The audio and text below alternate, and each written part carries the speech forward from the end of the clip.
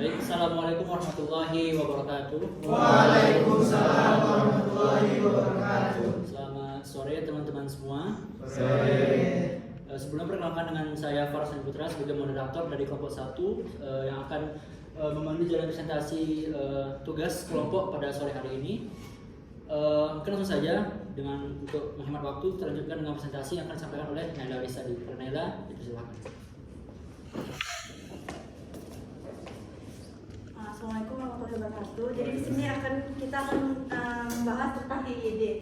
EYD ini adalah ejaan yang disempurnakan. Boleh next. Jadi di sini ada tugas kelompok mata kuliah bahasa Indonesia dengan bahan kajian ejaan yang disempurnakan atau EYD dengan dosen pembimbing Ibu Herawati MPD. Next. Jadi rumusan masalahnya boleh dibaca sendiri. Boleh next. Nah, jadi ejaan yang disempurnakan atau EYD ini adalah pedoman resmi yang dipergunakan oleh instansi pemerintah, swasta maupun masyarakat dalam bahasa Indonesia secara baik dan benar. Jadi dari tahun ke tahun sejarah ejaan ini boleh dilihat sendiri dari tahun 1901 sampai 2022 itu banyak perubahan. Boleh next. Jadi kita akan bahas 4 materi ini. Yang pertama adalah penggunaan huruf, lalu ada penulisan kata, terus ada penggunaan tanda baca, dan yang terakhir itu adalah penulisan unsur serapan. Next. Yang pertama itu ada penggunaan huruf. Penggunaan huruf menurut Kamus Besar Bahasa Indonesia atau KBBI, huruf adalah simbol atau lambang bunyi bahasa yang merupakan bagian dari abjad. Abjad sendiri adalah huruf yang telah diterima dan digunakan secara umum dan dalam suatu bahasa. Jadi huruf ini berperan sebagai grafem, bentuk, goresan atau lambang dalam suatu sistem tulisan seperti 26 huruf dalam alfabet. Lalu pada ejaan yang disempurnakan atau EYD ini adalah pada ejaan yang disempurnakan atau EYD edisi kelima telah diatur penggunaan huruf diantaranya huruf abjad, vokal, konsonan, gabungan vokal, gabungan konsonan, kapital, miring, dan tebal. Boleh next. Nah, ini ada contoh yang pertama itu ada huruf abjad. Huruf abjad itu terdiri dari 26 huruf, ada A, B, C, D sampai Z. Lalu ada huruf vokal terdiri dari A, E, I, O, dan U. Lalu ada huruf konsonan. Huruf konsonan ini terdiri dari 21 huruf yang selain dari huruf vokal tadi. Terus ada huruf gabungan huruf vokal, itu ada contohnya EU, atau contohnya itu ada kata euri dan seudati. Terus yang terakhir itu ada huruf gabungan huruf konsonan. Gabungan huruf konsonan ini seperti pada kata khusus, ngarai, senang, banyak, dan musyawarah. Terus ada huruf kapital. Huruf kapital ini adalah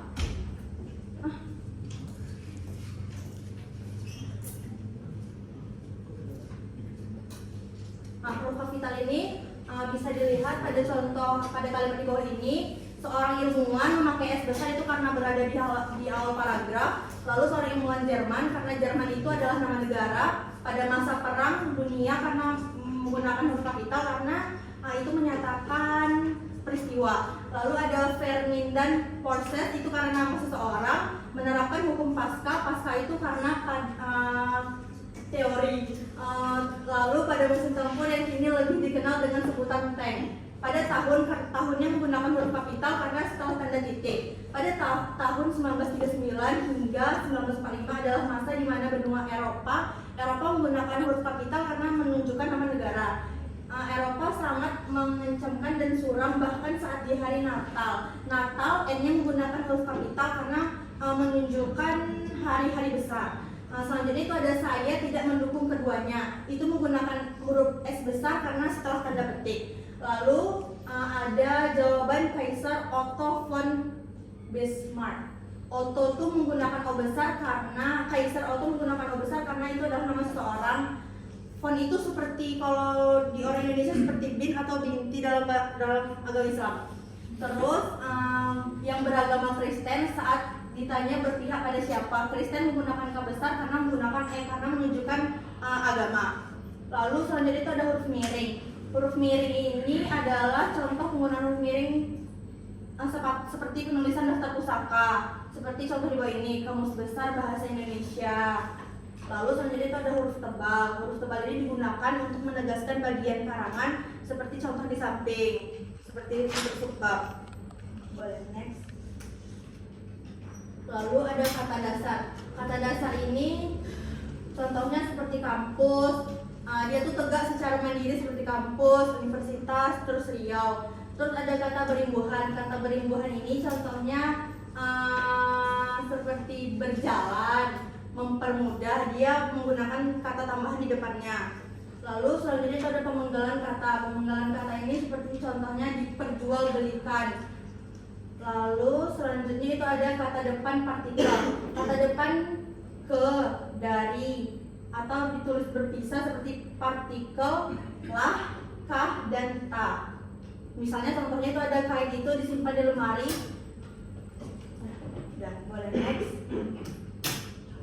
Terus singkatan. Singkat ini yang contohnya ada KTP, kartu tanda penduduk, terus ada KUHP, Kitab Undang-Undang Hukum Pidana, S.D itu sampai dengan. Terus ada angka dan bilangan. Angka dan bilangan ini 1, 2, 3, 4, 5, 6, 7, 8, 9, dan 0. Terus ada juga kalimat ada angka Romawi, terus ada rupiah, abjad ke-6. Selanjutnya itu ada kata ganti dan kata sandang. Misalnya bukuku, bukumu, dan bukunya tersimpan di perpustakaan. Bukuku, bukumu, dan bukunya. Boleh next. Terus penggunaan tanda baca. Nah, tanda baca ini adalah simbol yang digunakan dalam bahasa tulis untuk membantu pembaca memahami isi dan maksud penulis. Tanda baca berfungsi memastikan pesan dalam tulisan yang disampaikan dengan jelas dan akurat. Ini contoh tanda baca tadi ada titik, koma, titik 2 sampai dengan tanda tanya, tanda miring. Baik, di sini contoh penggunaan tanda baca. Kami mempresentasikannya dalam bentuk beberapa beberapa kalimat ataupun paragraf agar lebih mudah mengertinya secara penggunaan aplikasinya bagaimana.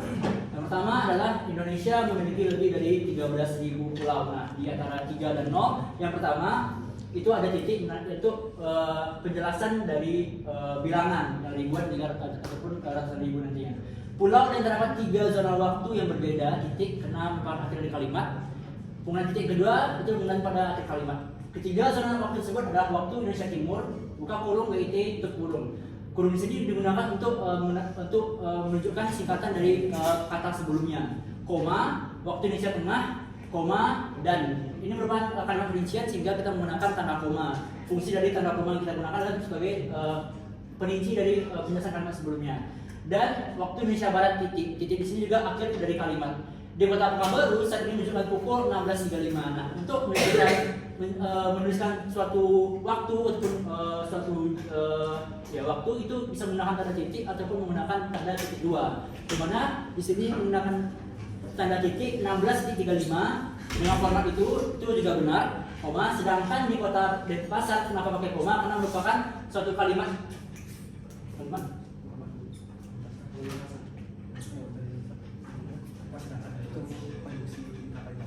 menggunakan koma karena merupakan penyusi intra kalimat. Sedangkan di Kota Denpasar sudah menunjukkan pukul 17.35. Penulisan pukul menggunakan titik 2 juga dibenarkan, titik akhir kalimat. Berikutnya, ibuku adalah seorang direktur rumah sakit. Titik. Kenapa DR dan S besar? Karena memang satu jabatan yang ada keterangan tambahannya. Kecuali direktur saja, maka menggunakan huruf kecil direkturnya. Rumah sakit Cipto Mangunkusumo ini adalah tanda pisah. Peringkat kedua, tanda hubung kedua merupakan satu kata tunjuk. Kedua, se-Indonesia juga menggunakan kata hubung. Kemudian menggunakan kata pisah lagi yang dimana peringkat kedua se-Indonesia merupakan kata sisipan ataupun kata yang tidak memiliki makna utama dari satu kalimat, sehingga kita menggunakan menggunakan tanda pisah. Atau dengan kata lain dapat dibaca dengan Rumah Sakit Cipto Mangunkusumo beralamat di Jalan Pangeran Diponegoro nomor 71. Nomor merupakan menggunakan titik karena menunjukkan alamat, koma, Kecamatan Senen, koma, Jakarta Pusat, koma, Provinsi Daerah Khusus Jakarta, koma, Indonesia. Ini merupakan cara untuk mencantumkan alamat dalam suatu paragraf di mana dari yang paling terkecil hingga yang terbesar dengan tanda koma hingga tanda titik di akhir kalimat. Nama lengkapnya adalah Dr. Hayu Ningtyas, spesialis anak, subspesialis endokrinologi konsultan. Ini merupakan cara penulisan gelar yang benar, di mana dokter menggunakan huruf D yang besar, titik, kemudian di antara gelar-gelar seorang itu di awal nama itu dipisahkan dengan tanda titik, kemudian setelah nama tanda koma, kemudian juga gelar yang berikutnya spesialis anak, subspesialis endokrinologi konsultan, kemudian tanda titik. Kemudian ibu memberiku buku, pensil dan tinta. Ini merupakan satu kalimat rinci juga, namun di dalamnya ada kalimat rincian lainnya, maka menggunakan tanda titik koma. Baju, celana dan kaos serta pisang, apel dan jeruk titik. Ibu membeli barang-barang tersebut di Jalan Soekarno-Hatta, karena Jalan Soekarno-Hatta itu memang satu kesatuan sehingga kita menggunakan tanda pisah Jalan Soekarno-Hatta.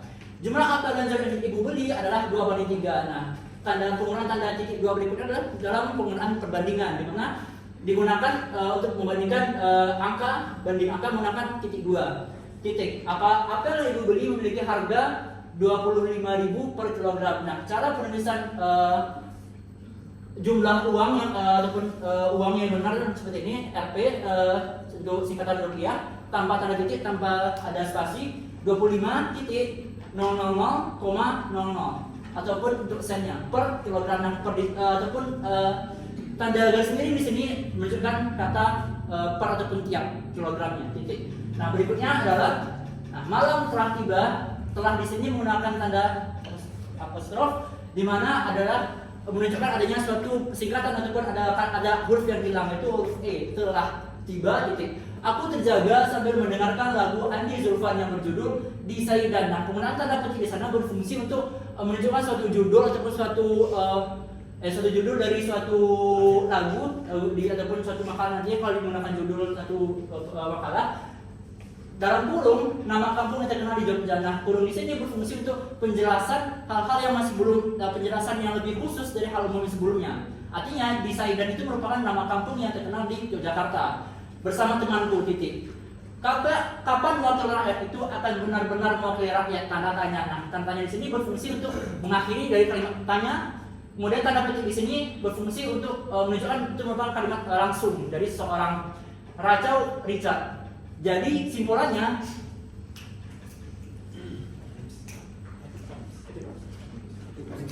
elipsis. Nah, dari simpulannya ini menggunakan tanda titik yang banyak atau disebut dengan elipsis. Ini merupakan tanda untuk menunjukkan bahwa ada kalimat yang hilang ataupun dihilangkan ataupun ada suatu penyingkatan dari kalimat-kalimat sebelumnya. Oh, sudah saatnya kita beristirahat. Tanda seru di sini menunjukkan ada suatu perintah ataupun ada seruan. Jawabku, titik, akhir kalimat.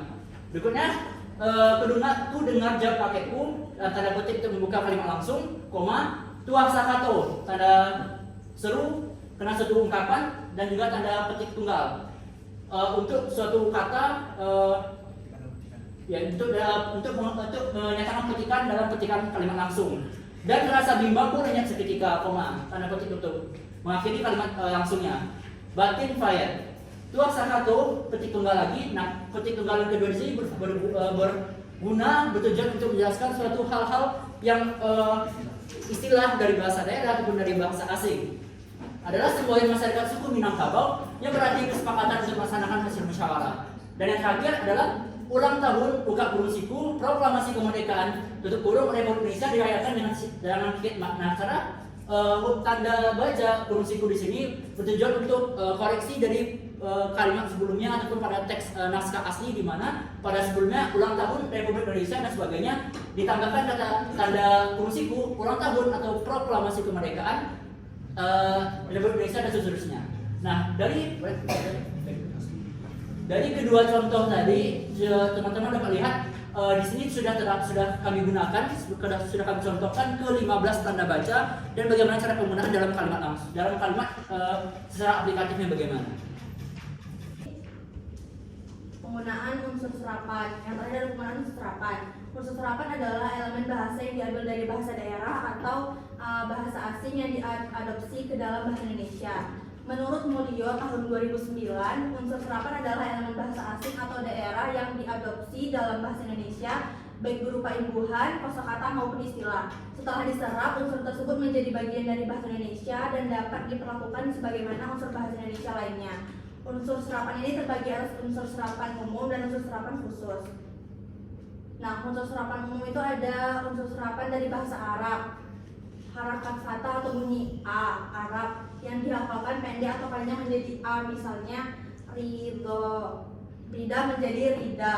Huruf hamzah Arab yang dibaca vokal menjadi A, I atau U, misalnya menjadi masalah, masalah.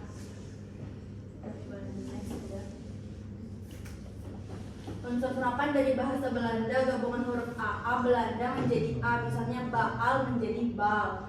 Unsur serapan dari bahasa Jepang atau Cina, misalnya huruf N Jepang Cina di depan P menjadi M. Unsur serapan dari bahasa Inggris, misalnya contohnya huruf C dalam Inggris terus yang diikuti A O U atau konsonan menjadi K, misalnya katalis menjadi katalis. Unsur serapan khusus, deret konsonan pada akhir kata bahasa Arab disisip vokal yang sama dengan vokal sebelumnya. A, I, U. Antara deret konsonan tersebut misalnya faj menjadi fajar. Deretan konsonan pada akhir bahasa Arab dapat ditambah vokal U, misalnya fard menjadi fardu. Konsonan ganda diserap menjadi konsonan tunggal, misalnya acu menjadi aki. Jadi kesimpulan dari EYD ini merupakan pedoman resmi yang digunakan dalam bahasa Indonesia secara baik dan benar. Kaidah ejaan yang disempurnakan atau EYD ini mengatur segala aspek terkait penggunaan huruf, penulisan kata, penggunaan tanda baca, dan unsur kata serapan. EYD telah menjadi pedoman penting dalam penulisan bahasa Indonesia, baik tulisan formal maupun non formal. Dalam penulisan karya ilmiah, penggunaan EYD sangat diperhatikan dan diperhitungkan untuk menghasilkan sebuah karya tulis yang baik dan bernilai. Melalui EYD ini, aturan penulisan menjadi lebih terstruktur, rasional, efisien, dan mudah dipahami dan menjadi tujuan utama dalam berkomunikasi. Sarannya, sebagai warga negara Indonesia, sudah sepatutnya kita memahami dan menggunakan bahasa Indonesia yang baik dan benar. Salah satunya upaya untuk melalui sistem pendidikan. Pendidikan bahasa Indonesia sebaiknya lebih berfokus pada praktik penggunaan EYD secara langsung melalui kegiatan menulis agar nantinya memahami tentang ejaan yang disempurnakan ini dapat lebih mendalami dan aplikatif. Sekian dan terima kasih. Baik, terima kasih Larisati atas presentasinya tadi. Kita lanjutkan dengan sesi yang berikutnya adalah sesi pertanyaan terhadap kelompok kami dengan judul dengan makalah ejaan yang disempurnakan. Pada teman-teman, apakah ingin bertanya? Boleh angkat tangannya? Silakan, Emisan. Izin bertanya, apa perbedaan antara penggunaan EYD pada edisi 5 yang seperti sudah kalian jelaskan dengan edisi sebelumnya, itu edisi 4 ataupun 3? Oke, baik, terima kasih Isan atas pertanyaannya. Sebenarnya dari kelompok berapa? Dari kelompok 5. Dari kelompok 5, oke. Mungkin akan kami catat terlebih dahulu, kami kumpulkan. Apakah ada yang tanya lagi atau nanti? Silakan. Tadi sudah menjelaskan kalian bahwa suatu kata singkatan itu dituliskan dengan penggunaan huruf besar, huruf kapital. Bagaimana dengan penggunaan singkatan pada kata yang memang sudah disingkatnya itu menggunakan huruf non kapital? Contohnya ada gereja Protestan di Indonesia GPDI, itu penulisan D-nya itu non kapital. Apakah itu salah atau benar? Baik, terima kasih. Sebenarnya kelompok berapa? Dari kelompok 7. Jonathan dari kelompok 7. Oke, baik. Tadi untuk pertanyaan mungkin dari Isan terlebih dahulu ya, untuk kami coba jawab. Mungkin dari kelompok kami, silakan Fikri terjawab. Baik, terima kasih Rehan. Ini pertanyaan dari Ihsan. Perbedaan EYD 5 dan pedoman sebelumnya. Jadi saat edisi terbaru ejaan yang disempurnakan edisi kelima yang itu diterbitkan 2022 itu ada kaidah penulisan yang baru, yaitu adanya monoftong. Monoftong ini adalah kaidah penulisan di mana kita menyatukan dua huruf vokal yang bersamaan, misalnya huruf E dan huruf O menjadi suatu huruf terbaru, itu jadinya E tapi dibaca mati gitu. Contoh katanya itu kayak tulisannya Euri dibacanya Eri, atau Seudati dibacanya Sedati gitu. Itu poin yang pertama. Sama yang kedua, di kaidah penulisannya tentang kata sifat itu untuk kata sifat yang merujuk kepada Tuhan itu bisa digunakan kata ganti seperti Maha Kuasa atau Maha Esa yang diawali katanya dengan huruf kapital. Untuk penjelasan dari Fikri tersebut, apakah ada yang ditanyakan lagi, Isan? Atau sudah cukup jelas? Sudah cukup. Baik, terima kasih. Oke baik, mungkin dari pertanyaan Nisa tadi sudah terjawab ya. Pertanyaan berikutnya dari Jonathan, mengapa pada singkatan GPDI itu D-nya tidak kapital? Mungkin silakan Fikri lagi.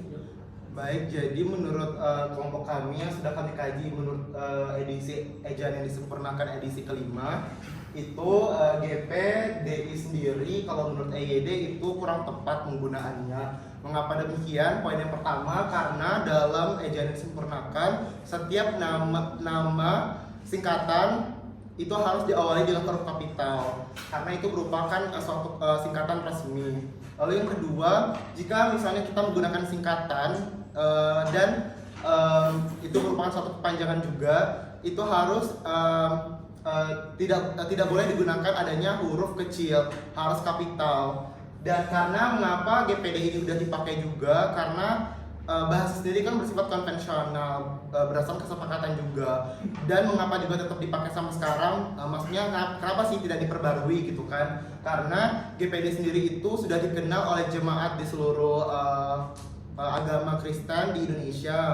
Dan jika misalnya ada perubahan itu mungkin akan membuat kebingungan bagi orang-orang mengapa sih itu berubah karena emang udah ada historisnya atau sejarahnya terlebih dahulu. Maka demikian untuk penggunaan GPDI dalam ejaan yang disempurnakan itu boleh-boleh saja. Namun kalau jika misalnya teman-teman tanyaan apakah itu tepat apa tidak, jawabannya adalah kurang tepat gitu.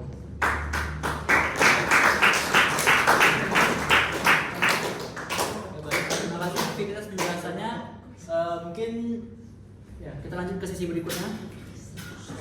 Ya. Oke baik, mungkin kita masuk pada bagian terakhir ya. Setelah sesi tanya tadi kita akan masuk ke sesi quiz. Mungkin akan dipandu oleh teman kami Rika, silakan Pak Rika. Baik, selanjutnya yaitu terakhir kita kuis. Di sini berdasarkan paparan materi yang telah disampaikan tadi dari kelompok kami menyediakan satu buah kuis. Nah di sini soalnya bisa teman-teman baca.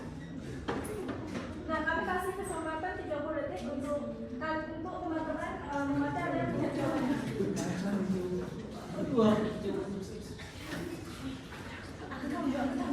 Tapi yang Bagaimana semua udah siap? Baik, kami 23 ya. Sampai cepat ya. 3, 2, 1.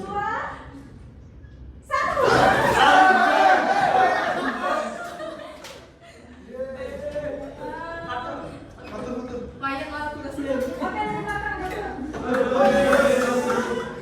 Saya rasa B. Apa? B.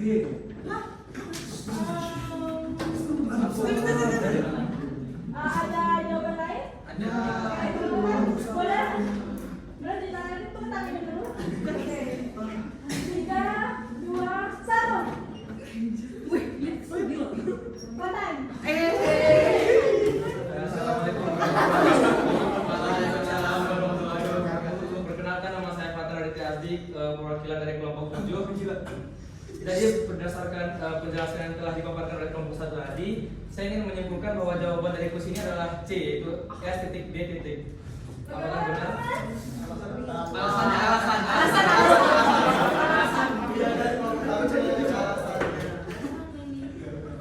Pakai alasan. Ya tadi sudah dijelaskan langsung ada contohnya S.D, maka saya bisa langsung jawab. Sampai dengan jawaban mendengar. Benar. Bisa terima? Bisa. Oke, jawaban benar.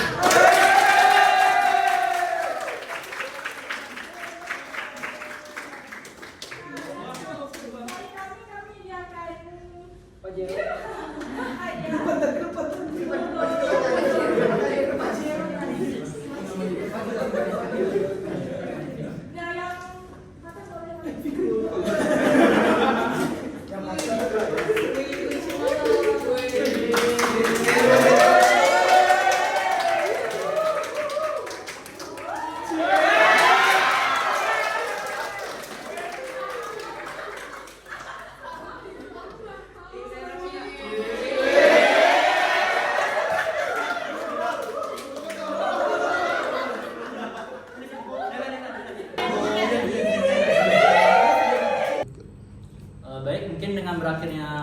tadi ya, sama kepada Fatan tadi sudah mendapatkan hadiahnya.